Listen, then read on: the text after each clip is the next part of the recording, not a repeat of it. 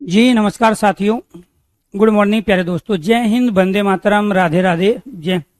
आज की जो हमारी क्लास है उसमें टॉपिक लेंगे हम समास के भेद। लेकिन समास के भेदों से पहले सभी दोस्तों को 15 अगस्त स्वतंत्रता दिवस की हार्दिक शुभकामनाएं, क्योंकि कल आपकी शायद छुट्टी रहेगी, इसलिए आज ही हम अपना 15 अगस्त सेलिब्रेट कर लेते हैं, वो भी समास के भेदों के साथ। समास के भेद। समास के कितने भेद होते हैं? 6 भेद होते हैं। और इन समास के पहले भेदों में है अव्ययी भाव समास। अव्ययी भाव समास वहां होता है जहां इनमें से कोई एक कंडीशन हो। जिस सामासिक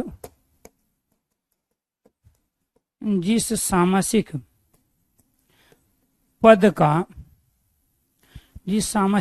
का पहला पूर्व प्रथम पद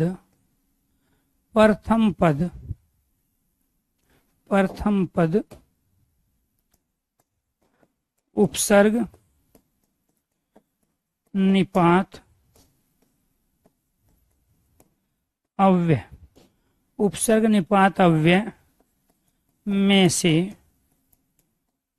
कोई एक हो तथा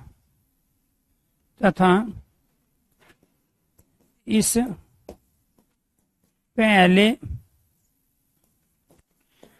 पद की प्रधानता हो, वो क्या कहलाता है? अव्ययी भाव समास। तो प्यारे दोस्तों, आपको ध्यान रखना है, ये पहली कंडीशन है अव्ययी भाव समास की। क्लियर? तो यहां पर इसमें से जैसे हम यहाँ कंडीशन अप्लाई कर रहे हैं, इसके एग्जाम्पल हम यहाँ पे ले लेते हैं। ये पहले एक उपसर्ग होगा, इसके बाद में एक शब्द होगा, और यहां से जो बनेगा उसका नाम होगा सामासिक पद। और वो सामासिक पद जिस समास का होगा उस समास का नाम होगा अव्ययी भाव समास। इसी कंडीशन को प्यारे दोस्तों हम ये भी कह सकते हैं कि यहां पहले एक शब्दांश होगा, क्योंकि शब्द से पहले जो शब्दांश है उसी को हम उपसर्ग कहते हैं, और इसके बाद शब्द होगा, और शब्दांश और शब्द मिलके ये क्या कहलाएंगे? अव्ययी भाव कहलाएंगे। बात एक ही हुई। कैसे जी? जैसे यहां हमने ले लिया आ, इधर ले लिया जन्म, और यहां शब्द बन गया आ जन्म। यहाँ पे शब्द ले लिया हमने प्रति, इधर ले लिया वर्ष, और इससे शब्द बना लिया हमने प्रति वर्ष। क्लियर? यहाँ ले लिया हमने निर, इधर ले लिया धन, और इससे शब्द बना लिया निर्धन। यहाँ ले लिया हमने यहाँ पे दुष, इधर लिया परिणाम, और इससे शब्द बना लिया दुष्परिणाम। ठीक है? यहाँ पे शब्द ले लिया हमने यहाँ परि, इधर ले लिया हमने आवरण, और इससे शब्द बना लिया पर्यावरण। यहाँ शब्द लिया हमने सु, इधर ले लिया पुत्र। ठीक है? और यहाँ शब्द ले लिया हमने सुपुत्र। ये सारे के सारे प्यारे दोस्तों आपको ये ध्यान रखना है, ये शब्दांश हैं, और इन्हीं शब्दांशों को हम उपसर्ग कहते हैं। ये सारे के सारे शब्द हैं, और इनसे मिलकर जो बना उसको कहते हैं अव्ययी भाव समास। ये थी पहली कंडीशन। ये कौन सी कंडीशन थी? ये पहली कंडीशन थी इस वाली। आपने जो ये अभी कंप्लीट की है कि उपसर्ग क्या बनाएंगे? अव्ययी भाव समास बनाएंगे। अब बात कर लेते हैं इस दूसरी कंडीशन की। दूसरी कंडीशन क्या है? निपात की है। यहां पहले एक निपात होगा, निपात के शब्द दूसरा शब्द होगा, और इससे जो बनेगा उस समास का नाम होगा अव्ययी भाव समास। कैसे बना पाएंगे? यहाँ पे एक आ गया यथा, इसमें आ गया शक्ति, यहाँ पे आ गया तथा योग्यता, इसमें आ गया इति सिद्धम, और यहाँ आ गया भरसक यथा करम तथा सामर्थ्य, यहाँ आ गया भरपूर। इनसे जो शब्द बनेगा वो बनेगा यथाशक्ति, यथा कर्म, यथा रूप, तथा योग्यता, तथा सामर्थ्य, तथा योग्य। इससे शब्द बन गया आपका इति सिद्धम, इति श्री, और इससे शब्द बन गया आपका वर्षक, यथा कर्म, और इससे बन गया आपका तथा सामर्थ्य। ये सारे के सारे क्या कहलाएं? भरपूर। ये सारे अव्ययी भाव समास के उदाहरण कहलाए। क्यों? क्योंकि जहां पहला शब्द निपात हो और उस पहले शब्द की प्रधानता हो, उसी को कहते हैं अव्ययी भाव समास। अव्ययी में जो ये पहला पद है ना, ये अव्यय है, और अव्यय कहते हैं अविकारी को। अव्यय किसे कहते हैं? अविकारी को। जिन शब्दों पर किसी लिंग वचन काल कारक का कोई प्रभाव नहीं पड़ता। ये न तो किसी लिंग में बदल सकते हैं, न किसी काल कारक में बदल सकते हैं, न वचन में, न पुरुष में। यथा का यथे यथी नहीं बना सकते, तथा का तथे तथी नहीं बना सकते, इति का इते या इति नहीं बना सकते, भर का यहाँ आप प्यारे दोस्तों भरिये नहीं बना सकते। तो ये किसी लिंग वचन में बदल नहीं रहे। आ का यहाँ आए, प्रति का यहाँ परते, निर का यहाँ निरी, दुस का यहाँ दूसरा नहीं बना सकते। तो ये लिंग वचन काल कारक में बदल नहीं रहे हैं, इसलिए ये अविकारी है। और अव्ययी भाव समास में जो ये पहला पद है ये अव्यय है। तो अव्ययी भाव समास में यहाँ जो पहला पद होगा वो अव्यय होगा। और हिंदी में जो अव्यय होते हैं, एक तो उपसर्ग होते हैं जो बदलते नहीं हैं, एक निपात होते हैं जो बदलते नहीं हैं, और एक खुद जो है अव्यय होते हैं जो बदलते नहीं हैं। इसलिए पहला पद जब भी उपसर्ग के रूप में आ जाए, प्रथम पद निपात के रूप में आ जाए, अव्यय के रूप में आ जाए, वो अव्ययी भाव समास कहलाता है। वो क्या कहलाएगा? अव्ययी भाव समास पहली कंडीशन, निपात वाली दूसरी कंडीशन, और तीसरी कंडीशन है आपकी अव्यय वाली। पहला पद यहाँ अव्यय होगा, अव्यय के साथ में कोई दूसरा शब्द अव्यय भी हो सकता है, और उससे भी क्या बनेगा? अव्ययी भाव समास बनेगा। उससे भी क्या बनेगा? अव्ययी भाव समास। अब वो अव्यय क्या है यहाँ? जैसे धीरे धीरे, ये धीरे धीरे, ये भी अव्यय, ये भी अव्यय। या फिर ये कह लो आज कल, अब तक, ठीक है, अब तक, यहां वहां, ये सारे के सारे क्या है? ये सारे के सारे अव्ययी भाव समास के उदाहरण है। एनीथिंग और भी ले जाओ आप, फिर कभी, फिर कभी, अभी अभी, अभी अभी, धड़ाधड़, धड़ाधड़, फटाफट, झटपट, जटाजट, ये सारे के सारे अव्ययी भाव समास के उदाहरण हैं। क्यों? क्योंकि ये अविकारी शब्द है। आप धीरे को धीरे या धीरे नहीं बना सकते, आज का आज या आज ही नहीं बना सकते, अब का अबे या अभी नहीं बना सकते, यहाँ को नहीं परिवर्तित कर, फिर का फिरे फिरी नहीं बना सकते, अभी को नहीं बदल सकते, धड़ का धड़ा धड़े धड़ा धड़ी नहीं बना सकते। क्लियर? तो इसीलिए आपको ये ध्यान रखना है, ये सारे के सारे किसी लिंग वचन काल कारक में परिवर्तित नहीं होते हैं, इसलिए अविकारी कहलाते हैं। तो जब भी पहला पद किसी भी उसमें अविकारी होगा तो वो सारे के सारे अव्ययी भाव समास के उदाहरण बनेंगे। अब धड़ाधड़ में 2 पद है, फटाफट। अभी अभी है, कभी कभी है। मैंने क्या कहा था कि समास में 50% चीजें एकदम नहीं पढ़ोगे। अब तक जो भी आपको समास आता था, जो भी आपने सीखा है, वो केवल 50% था। आप सबके अनुसार पीताम्बर में जो है बहुव्रीहि समास है, लेकिन मेरे अनुसार पीताम्बर में तत्पुरुष समास भी है, पीताम्बर में कर्मधारय भी है, पीताम्बर में बहुव्रीहि भी है, लेकिन उनकी अपनी कंडीशन है। क्लियर? तो इसीलिए आपको ध्यान रखना है। तो ये पहली कंडीशन हमने अप्लाई कर ली इन तमाम एग्जाम्पल पर कि जिस सामासिक पद का पहला पूर्व अर्थात प्रथम, हिंदी में पहला कहेंगे, अपभ्रंश में पूर्व कहेंगे, संस्कृत में इसको प्रथम कहेंगे। पहला पद प्रधान, पूर्व पद प्रधान, प्रथम पद प्रधान समास, अव्ययी भाव समास।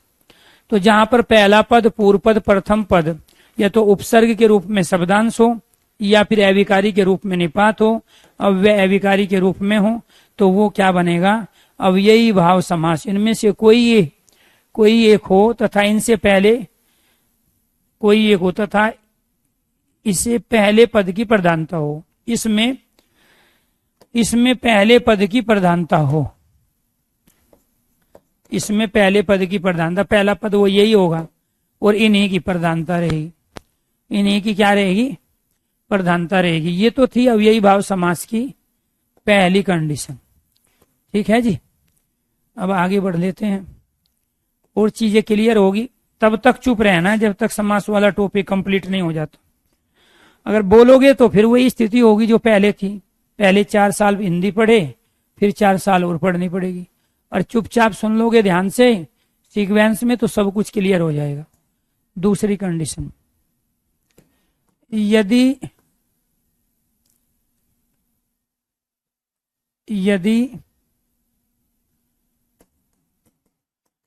सामासिक पद पुल्लिंग व स्त्रीलिंग न होकर, पुल्लिंग व स्त्रीलिंग न होकर नपुंसक लिंग का हो, नपुंसक लिंग का हो, तो वे सभी, तो वह अव्ययी भाव समास, तो वह अव्ययी भाव समास का उदाहरण होता है, उदाहरण होता है। अब इनमें कोई भी एग्जाम्पल ले लो आप जो पुरुष या स्त्री जाति को बताता हो। इसमें से भी कोई ले लो जो पुरुष या स्त्री जाति को बताता हो। किसी से आपको पता चला हो कि ये पुरुष जाति है, ये स्त्री का है। इनमें से कोई पुल्लिंग या स्त्री लिंग का ज्ञान करा रहा हो। इनमें से आजन्म, प्रतिवर्ष, निर्धन, दुष्परिणाम, पर्यावरण, इनमें से कोई पुरुष या स्त्री जाति का ज्ञान करा रहा हो। ये सब नपुंसक लिंग के हैं। ये सब क्या है? जो पुल्लिंग स्त्रीलिंग को छोड़कर अन्य लिंग को बताए तो वो क्या कहलाता है? नपुंसक लिंग। क्योंकि ये संस्कृत से लिए गए समास और ये पूरा हिंदी व्याकरण, संस्कृत में 3 लिंग होते हैं। एक पुल्लिंग जो पुरुष जाति का ज्ञान कराता है, एक स्त्रीलिंग जो स्त्री जाति का ज्ञान कराता है, एक पुल्लिंग और स्त्रीलिंग दोनों जाति का ज्ञान कराते हैं। उसको हिंदी में उभयलिंग कहते हैं। लेकिन नपुंसक लिंग की कंडीशन ये है कि जो पुल्लिंग और स्त्रीलिंग को छोड़कर जो बाकी शब्द बचे, जैसे फल है, राजा है, वो अपने आप में नपुंसक लिंग है। तो ये सारे के सारे एग्जाम्पल क्या बनेंगे? ये सारे के सारे एग्जाम्पल आपके नपुंसक लिंग के। जैसे फॉर एग्जाम्पल, अगर मैं यहां शब्द ले लेता हूं आजीवन, प्रतिदिन, उपवन, संस्कार, उपवन, संस्कार, अक्रम। ठीक है, ये सारे के सारे क्या हैं, एक तो इनमें आगे उपसर्ग लगा हुआ है और साथ के साथ ये नपुंसक लिंग के हैं, इसलिए क्या कहलाए, अव्ययी भाव समास के उदाहरण। तीसरी कंडीशन, जहां विकारी, जहां अविकारी कोष्ठ में अव्यय अव्यय शब्दों के साथ, अव्यय शब्दों के साथ योजक चिन्ह, ये वाला, जहां अविकारी अव्यय शब्दों के साथ योजक चिन्ह लगा हो, वो भी क्या कहलाते हैं, जैसे धीरे धीरे,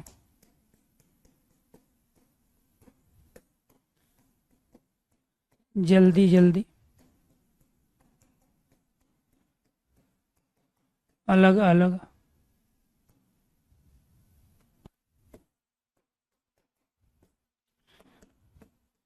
इधर उधर, अभी अभी,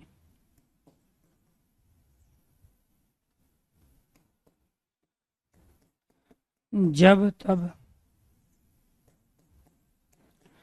जब तब। तो ये सब क्या है, ये सारे के सारे हमारे अविकारी है, अव्यय शब्द है, और इनके बीच में हाइपन का प्रयोग है, इसको हाइपन कहते हैं, योजक चिन्ह कहते हैं। ये अविकारी, ये बदलते नहीं है लिंग वचन में। धीरे का आप धीरे नहीं बना सकते, इधर का आप इधरे या इधरी नहीं बना सकते, अभी और जल्दी को अलगे और अलगे नहीं बना सकते, जब का आप जबे या जबी नहीं बना सकते। क्लियर? तो वो विशेषण बन गया, पुत्र के आगे जो सु लगा दिया तो उपसर्ग, वो उसका कंडीशन है, वो विशेषण का काम करेगा। ठीक है, मोहन सुपुत्र है, तो वो विशेषण के रूप में, यार विशेषण सारे नपुंसक लिंग हैं, वो तो किसी के लिए भी प्रयोग कर सकते हैं। क्लियर?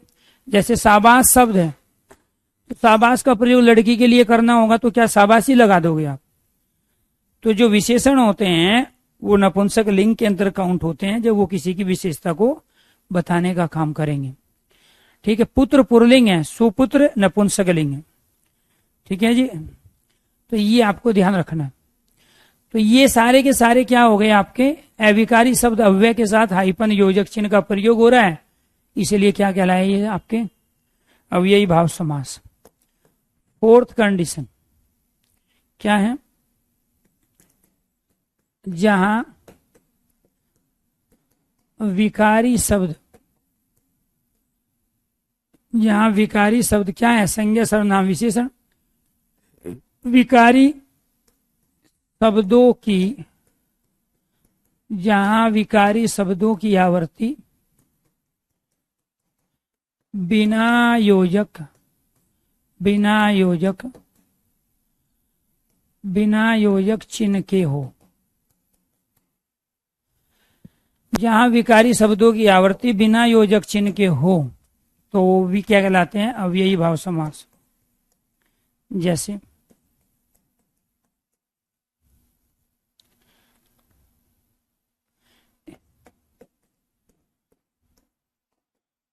अव्ययी भाव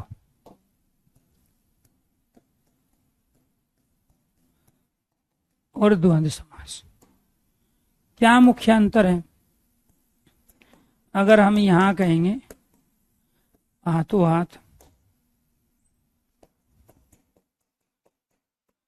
लातों लात,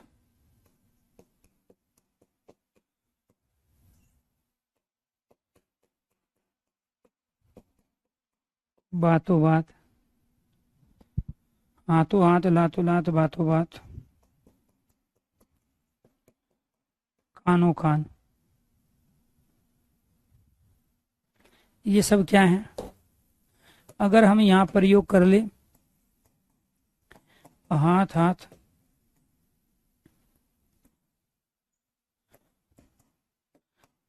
लात लात, बात बात, कान कान। अपने आप में ये हाथ, लात, बात और कान, ये सब विकारी शब्द है। ये सारे के सारे क्या हैं? ये विकारी शब्द है। हमने यहां प्रयोग कर लिया दिनों दिन, हमने यहां प्रयोग कर लिया रातों रात, लेकिन यहां हमने प्रयोग किया दिन और दिन, और यहां प्रयोग किया हमने रात और रात। ये सारे के सारे द्वंद्व समास के उदाहरण हैं। क्यों? क्योंकि ये विकारी शब्द हैं और योजक चिन्ह के साथ आए। ये क्या है? विकारी शब्द है और योजक चिन्ह के साथ आए हैं। दूसरा, हाथ का बहुवचन हाथों हो जाता है, लात का लातों, बात का बातें, कान का कानों हो जाता है, दिन का दिनों, रात का रातें। लेकिन इनको नहीं बदल सकते आप यहाँ, क्योंकि योजक चिन्ह है नहीं इनके साथ। तो यहाँ यही कंडीशन लिखी, जहां विकारी शब्दों की आवृत्ति बिना योजक चिन्ह के हो तो वो अव्ययी भाव समास के उदाहरण होते हैं। अगर वो इस रूप में आएंगे तो ये सारे अव्ययी भाव समास हैं, लेकिन इनको हम अलग अलग कर देंगे योजक चिन्ह के साथ। तो यहाँ दोनों पद की प्रधानता हुई और यहाँ पहले पद की प्रधानता हुई। पहला पद प्रधान अव्ययी भाव समास, दोनों पद प्रधान द्वंद्व समास के उदाहरण होते हैं। और यही 4200, 4600, 4800 पे ग्रेड की नौकरी दिलवाता है। ये जो समझ होती है जिसको कि ये कंडीशन आएगी तो कौन सा समास होगा, ये कंडीशन आएगी तो कौन सा समास होगा, और ये कंडीशन आएगी तो कौन सा समास होगा। अब हाइपन तो यहां भी है, योजक चिन्ह तो ये रहा, लेकिन ये अविकारी शब्द है। तो अविकारी शब्दों के साथ में इस तरीके से हाइपन आता है तो अव्ययी भाव समास। और विकारी शब्द जो संज्ञा, सर्वनाम, विशेषण, क्रिया हो सकते हैं, उनके बीच में हाइपन आता है तो वो द्वंद्व समास होता है। लेकिन यही विकारी शब्द जब बिना योजक चिन्ह के अपने आप को रिपीट करते हैं तो प्यारे दोस्तों ये अव्ययी भाव समास के उदाहरण होते हैं। अव्ययी भाव समास की 4 कंडीशन है। एक कंडीशन है अव्ययी भाव समास की जहां विकारी शब्दों की आवृत्ति बिना योजक चिन्ह के हो, जैसे ये हो रही है अव्ययी भाव। जहां अविकारी अव्यय शब्दों के साथ योजक चिन्ह लगा हो, धीरे धीरे, जल्दी जल्दी, अलग अलग। अब कोई आपसे पूछ लेता है हरा हरा में समास बताइए, तो हरा का तो हरे बना लेंगे हम, तो हरा तो विशेषण है। अच्छा, संज्ञा, सर्वनाम, विशेषण, क्रिया अपने आप को रिपीट करती है। जब हम कह रहे हैं कि चल चल, ठीक है, तो ये क्या है? पढ़ पढ़। तो ये सारे के सारे विकारी शब्द है, ये द्वंद्व समास के उदाहरण है। क्योंकि हरा का हरे, चल का चले या चली बन जाता है, लिंग वचन में बदल रहे हैं, ये विकारी है। विकारी के साथ हाइपन आएगा तो द्वंद्व समास कहलाएगा, और अविकारी के साथ हाइपन आएगा तो अव्ययी भाव समास कहलाएगा, क्योंकि ये आपको लिंग वचन काल कारक में बदलते नहीं है। जहां सामासिक पद पुल्लिंग व स्त्रीलिंग न होकर नपुंसक लिंग का हो, नपुंसक लिंग का हो, तो वो क्या कहलाएगा? प्यारे दोस्तों, अगर नपुंसक लिंग का है आपका समस्त पद, ये सारे के सारे आप देख लो यहाँ पे, आ जन्म, प्रतिवर्ष, निर्धन, ये सारे के सारे ये देख लो, यथाशक्ति, तथा योग था। तो ये सारी की सारी चारों की चारों कंडीशन किसकी हो गई? अव्ययी भाव समास की। अगर आप में से 99% बच्चों को ये चारों कंडीशन समझ में आ गई हो तो एक बार सारे स्टूडेंट ओके कीजिए, यस कीजिए, क्योंकि 1% को समझ में तब आएगी, -1% को जब ये टॉपिक पूरा हो जाएगा। ठीक है, 1% की बात बाद में करेंगे। ठीक है, 99 को समझ में आ गई है तो एक बार सारे स्टूडेंट ओके कीजिए, यस कीजिए, क्योंकि 1% अपने दिमाग से वो बिना लॉजिक के, बिना सीक्वेंस के जो रट्टा मार के अपने दिमाग में बैठा लिया है वो निकाल ही नहीं पाएगा। तो वो निकलेगा जब ये समास कंप्लीट हो जाएगा, तब उसके बाद तब समझ में आएगी कि हाँ ये 4 कंडीशन हमें अव्ययी भाव समास के होने की गारंटी देती है। इसके बाद दूसरा आ जाइए, क्या है जी दूसरा हमारा? द्वंद्व समास। क्या है? द्वंद्व समास। कहाँ होगा जी द्वंद्व समास? जहां दोनों पदों की प्रधानता हो, दोनों शब्दों पदों की प्रधानता हो। माता और पिता, जितनी माता की प्रधानता उतनी पिता की भी है। दूसरा, जहां प्रतियोगिता, जहां प्रतियोगिता, जहां प्रतियोगिता, प्रतिद्वंदता, जहां प्रतियोगिता, प्रतिद्वंदता, प्रतिस्पर्धा, प्रतिस्पर्धा हो। कैसे? राम रावण, कृष्ण और कंस के बीच में प्रतियोगिता है। झूठ जीतेगा या सच? किरात अर्जुनियम, किरात अर्जुनियम, कर्ण अर्जुन। यहाँ पे प्रति क्या है? स्पर्धा है। भीम दुर्योधन, भीम दुर्योधन, भाजपा कांग्रेस।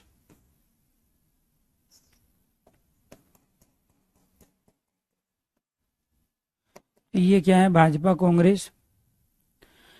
दोनों पदों की प्रधानता है, राम की भी, रावण की भी, कृष्ण की, कंस की। किरात यहाँ भगवान शिव को कह रहे हैं, किरात जंगली को कहते हैं। भगवान शिव ने जंगली का वेश धारण करके अर्जुन की परीक्षा ली थी। कर्ण और अर्जुन दोनों हैं, भीम दुर्योधन, भाजपा कांग्रेस। जहां प्यारे दोस्तों दोनों पदों की प्रधानता है, द्वंद्व समास है। जहां दो पदों के बीच में प्रतियोगिता हो, राम रावण कृष्ण कंस के बीच में प्रतियोगिता है सत्य और असत्य के लिए। जहां पे दो के बीच में प्रतिद्वंदता हो, भीम दुर्योधन बीजेपी कांग्रेस के बीच में प्रतिद्वंदता है। जहां प्रतिस्पर्धा हो, अर्जुन बड़ा धनुधारी है या भगवान शिव बड़ा धनुधारी है, कर्ण बड़ा धनुधारी है या अर्जुन बड़ा धनुधारी है, ये प्रतिस्पर्धा है दोनों में। इसलिए ये द्वंद्व समास के उदाहरण है, क्योंकि इनमें पहली और दूसरी दोनों कंडीशन अप्लाई हो रही है। इसके बाद में तीसरी कंडीशन, सभी विलोम शब्द, सभी विलोम शब्द। इसके उदाहरण है द्वंद्व समास के। कैसे? जैसे लाभ, हानि, जय, पराजय, सुख, दुख, दिन और रात। दोनों पदों की प्रधानता है, एक दूसरे के अपोजिट है। द्वंद्व समास में एक हमेशा दूसरे के अपोजिट होता है। भीम दुर्योधन के भाजपा कांग्रेस के अपोजिट है, कृष्ण कंस के राम रावण के अपोजिट है, लाभ हानि के जय पराजय के अपोजिट है। तो यहाँ द्वंद्व का मतलब ही अपोजिट होना होता है, और दोनों पदों की प्रधानता है, लाभ की भी और हानि की भी। इसलिए दुनिया के जितने विलोम शब्द हैं सारे के सारे द्वंद्व समास के उदाहरण हैं। इसके बाद फोर्थ कंडीशन, जहां शब्द की आवर्ती, जहां विकारी शब्दों की आवर्ती या पुनरावर्ती हो। आवर्ती पुनरावर्ती मतलब रिपीट होना। जैसे लड़का लड़का,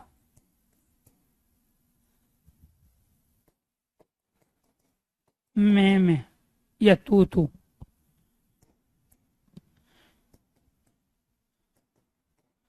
सुंदर सुंदर,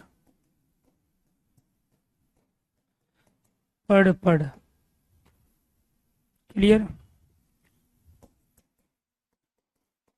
राम राम, तू, हरा हरा, पीला पीला, जा जा। ये सब क्या है? ये सारे विकारी शब्द हैं। ये संज्ञा है, ये सर्वनाम है, ये विशेषण है, ये क्रिया है। जब संज्ञा सर्वनाम विशेषण क्रिया अपने को रिपीट करेगी तो वो विकारी शब्द के एग्जाम्पल बनेंगे, वो द्वंद्व समास के एग्जाम्पल बनेंगे। इसके बाद जहां पुनरुक्ति या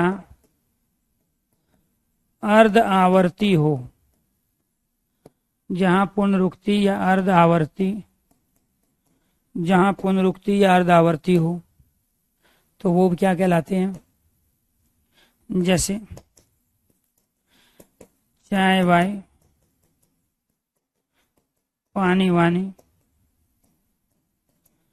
कपड़ा वपड़ा, धागा वागा,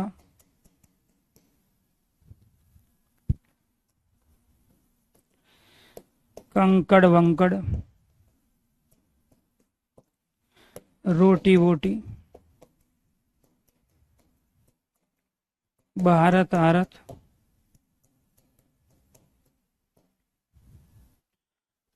ठीक है, डंडा वंडा, ये सब क्या है? अर्धावर्ती है, पुनरुक्ति है। एक सार्थक शब्द है इनमें, एक निरर्थक।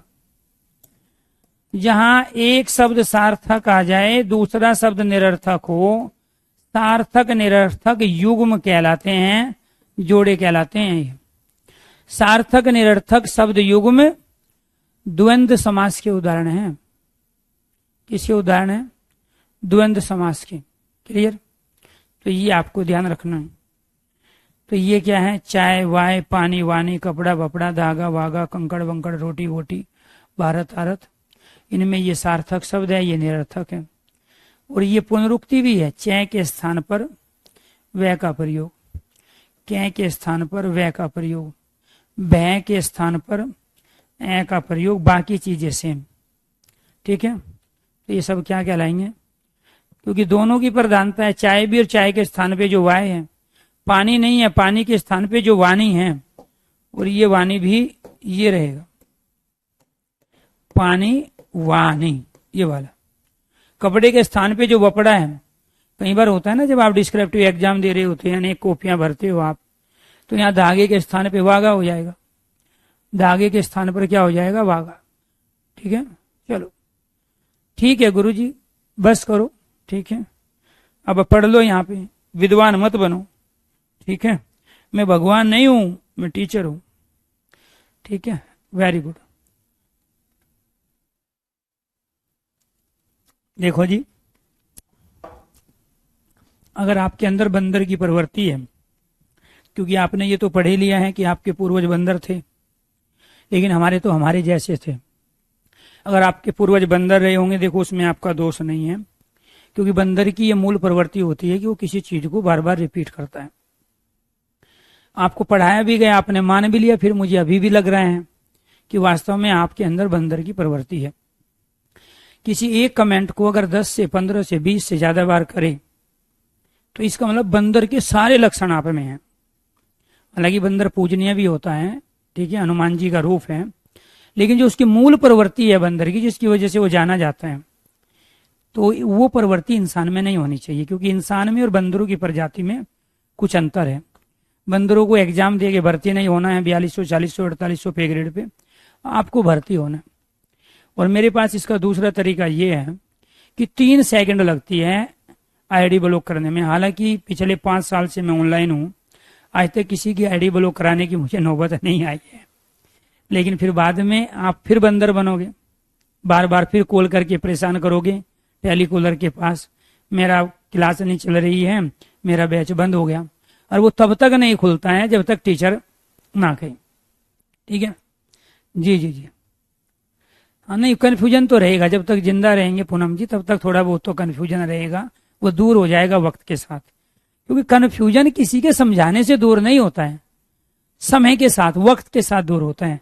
कोई अगर ये कह ले कि आपको कोई कन्फ्यूजन था और किसी ने आपके कन्फ्यूजन को दूर कर दिया, नहीं, वो आपको दिलासा दिला सकता है, आपकी डायरेक्शन को चेंज कर सकता है। किसी भी इंसान का जो कन्फ्यूजन होता है वो खुद ही उस समस्या का सोल्यूशन करता है, क्योंकि दूसरा आपके अनुसार उसका सोल्यूशन दे ही नहीं सकता है। अब मान के चलो आप गरीब हो और आप कह रहे हो सर जी संसाधन तो है ही नहीं, हम पढ़े कैसे। ये कन्फ्यूजन है कि गरीब है, ठीक है, पढ़ाई कैसे होगी, होगी नहीं। दूसरा ये बोलेगा अरे नहीं, अब्दुल कलाम जी कौन सा अमीर थे, वो भी तो गरीब थे, आप पढ़ो। लेकिन अब्दुल कलाम की जो हाथ की रेखाएं थी, ठीक है, और आपके जो हाथ की रेखाएं हैं, दोनों में कुछ अलग अलग लिखा हुआ था। इसलिए आप अब्दुल कलाम से सीख तो सकते हो कैरेक्टर के रूप में, गुणों के रूप में, इमोशंस के रूप में, लेकिन आप अब्दुल कलाम नहीं बन सकते हो। तो वो तो दिलासा दी जा सकती है आपको। इसीलिए थोड़ा सा अपने अंदर मैच्योरिटी दिखाओ और चीजों को लेके आगे बढ़ो। आप ये कई बार भूल जाते हो कि आप सरस्वती की आराधना में हो और आप साधना के दौर से गुजर रहे हो। और साधना में आदमी हर्ट नहीं हुआ करता, झट गरम झट ठंडा, साधना में नहीं है। साधना में आदमी की प्रशंसा हो रही है तब भी वो न्यूट्रल रहेगा, और उसकी बुराई हो रही है तब भी न्यूट्रल। कोई आग के गोले उस पर बरसा रहा है तो कोई फर्क नहीं पड़ रहा है, और कोई फूल की माला पहना रहा है तो भी ज्यादा खुशी नहीं है। ये स्टूडेंट के गुण होते हैं। तो इसीलिए आपको ये ध्यान रखना है, आप अभी साधना के दौर से गुजर रहे हो, और साधना में मान अपमान, सुख दुख, गरीबी अमीरी ये नहीं चलती है। साधना में तो केवल निरंतरता हो किसी चीज की, और उसमें मेहनत हो, परिश्रम हो, और ईमानदारी हो, और लगन हो, तो साधना आपकी कामयाब होगी, 100% होगी। कोई उस साधना का फल दूसरे को मिल ही नहीं सकता, वो आपको मिलेगा। और दूसरा आप ये भूल जाते हैं कि जो ये पढ़ाई आप पढ़ रहे हो ये सब सरस्वती की आराधना है, और सरस्वती की आराधना में आपको यहाँ राजनीति सूझ जाती है, या आपको दूसरी तरह की चीजें, इमोशंस आपके अंदर आ जाते हैं। तो अगर उस तरह की चीजें आ रही है तो इसका मतलब माहौल है नहीं आपके पास पढ़ाई का। आपने कभी ये देखा है कि आप किसी रिश्तेदार के यहाँ गए और जाते ही आपने दे दनादन गाली देना शुरू कर दिया हो? आपने कभी किसी मंदिर के अंदर झगड़ा होते देखा है? क्योंकि एटमॉस्फेयर होता है।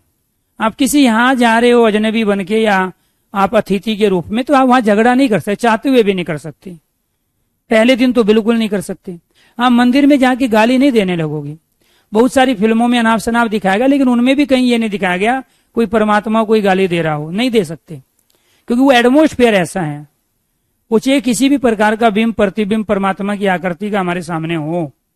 इसलिए पढ़ते समय जब तक आप उस लेवल पे नहीं होंगे कि हम सरस्वती की आराधना में हैं, तो आप कामयाब हो ही नहीं सकते। अब सॉरी मांगने का क्या फायदा, लिखो आप 50 से 60 बार और, 50 से 60 बार और लिखो आप। तो यहां आपको ये ध्यान रखना है जी, आपको पता ही नहीं कि यहाँ पे आ का और वो जो आपने अनुस्वार ऊपर लगाया उसका अंतर क्या है। आप देवनागरी की लिपि में लिख रहे हो, और देवनागरी की लिपि में बिंदुओं का, मात्राओं का, चिन्हों का क्या रोल है, और उसको दे दनादन एक ही कमेंट को किए जा रहे हो अपने को सही मान के, तो वो अपने आप में महामूर्खता कहलाता है। तो इसीलिए वो जो महामूर्खता का जो गुण आपके अंदर है वो मैं एक दिन में खत्म नहीं कर सकता, ना पढ़ा के कर सकता। वो खत्म होगा समय के साथ। जब आपके साथ पढ़ने वाले जो आपसे ज्यादा कमजोर थे पढ़ने में, आपको ज्यादा नॉलेज रखते थे, जब उनका सिलेक्शन हो जाएगा, महामूर्खता अपने आप गायब हो जाएगी। आपको पता चल जाएगा कि आपने गलती कहाँ की है। लाइफ में मैंने अपने लाइफ में ऐसे बहुत सारे लोगों को देखा जिन्होंने दूसरों को पढ़ाया, खुद भी तैयारी कर रहे थे, दूसरों को पढ़ाया, उनकी नौकरी लग गई, खुद की नहीं लग पाई, दोनों एग्जाम सेम दे रहे। ऐसे बहुत सारे लोगों को देखा जिनको नॉलेज बहुत जबरदस्त थी, बहुत ज्यादा नॉलेज रखते थे, ठीक, लेकिन जब इंप्लीमेंट की बारी आई, फाइनल रिजल्ट देने की बारी आई, उनका स्कोर कहीं आसपास भी नहीं था एक सामान्य बच्चे के मुकाबले जो अभी नहीं कंपटीशन में जिसने एंट्री की है। आप कौन सी कैटेगरी में खड़े हो ये आपको तय करना है। ये थी हमारी 5वीं कंडीशन। क्लियर? 6 क्या है जी? 6 जहां दो शब्दों से संबंध प्रकट हो, वो भी क्या कहलाता है? द्वंद्व समास। क्योंकि इसमें दोनों की प्रधानता होगी। जैसे माता पिता से भी संबंध प्रकट हो रहा है, राम लक्ष्मण से भी संबंध प्रकट हो रहा है, राम लक्ष्मण, भाई बहन से भी संबंध प्रकट हो रहा है, पति पत्नी से भी संबंध प्रकट हो रहा है। क्लियर? तो इसीलिए आपको ये ध्यान रखना है, ये सारे के सारे द्वंद्व समास के उदाहरण हैं। किसके उदाहरण है? द्वंद्व समास के। जहां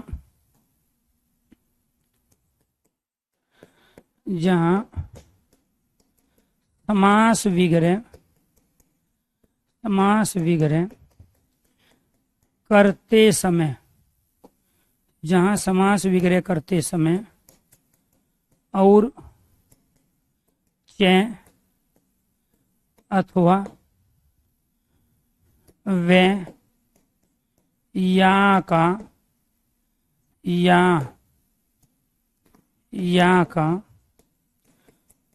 प्रयोग हो, जैसे माता और पिता, राम व श्याम, रणवीर या रणधीर, आतंकवाद अथवा शांति।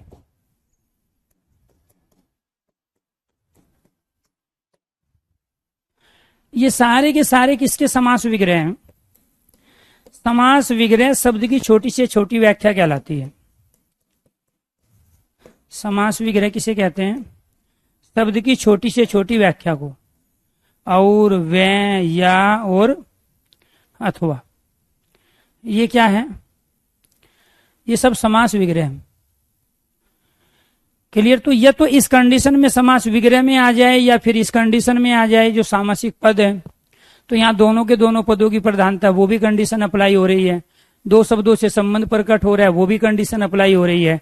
तो ये सारे के सारे प्यारे दोस्तों कंडीशन क्या थी? हमारी द्वंद्व समास की थी। 8वीं कंडीशन, जहां दो से अधिक पदों का मेल हो, जहां दो से अधिक पदों का मेल हो। रोटी, कपड़ा, मकान,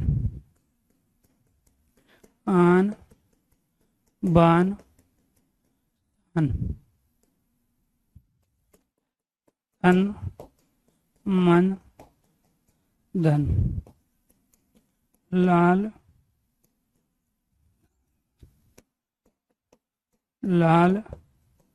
बाल पाल, या पाल लाल बाल, कुछ भी कर लेना। तो ये सारे के सारे क्या हैं? आपके द्वंद्व समास के उदाहरण हैं। क्यों? क्योंकि इसमें रोटी, कपड़ा और मकान, आन बान और शान, तन मन और धन, लाल बाल और पाल। तो यहाँ पे आप किसका प्रयोग करोगे? यहाँ पे प्रयोग करोगे आप समास विग्रह में और का। और जब और आएगा तो ये क्या कहलाएगा? द्वंद्व समास कहलाएगा। बात समझ में आई? क्या कहलाएगा? द्वंद्व समास। समास में केवल दो पद नहीं होते हैं, दो से अधिक भी हो सकते हैं। इसीलिए सारे के सारे आपके द्वंद्व समास के उदाहरण हैं। किसके उदाहरण हैं? द्वंद्व समास के उदाहरण हैं। इसके बाद कल यहाँ जो पढ़ेंगे, कल तो खैर छुट्टी है, तीसरा जो समास का भेद है उसमें पढ़ेंगे हम पहले द्विगु समास के बारे में। क्योंकि एक संख्यावाची शब्दों की कंडीशन द्वंद्व में भी होती है और एक द्विगु की भी होती है। तो इसके बारे में चर्चा करेंगे नेक्स्ट क्लास में। शायद कल छुट्टी है, एक बार टाइम टेबल देख लेना अपना। कल छुट्टी नहीं हुई तो मैं क्लास जरूर लूंगा। अगर कल छुट्टी है तो फिर आपको परसों क्लास होगी और उसमें टॉपिक कराएंगे द्विगु समास। सभी दोस्तों को नमस्कार, धन्यवाद। फिर कल मिलते हैं द्विगु समास के बारे की संपूर्ण जानकारी।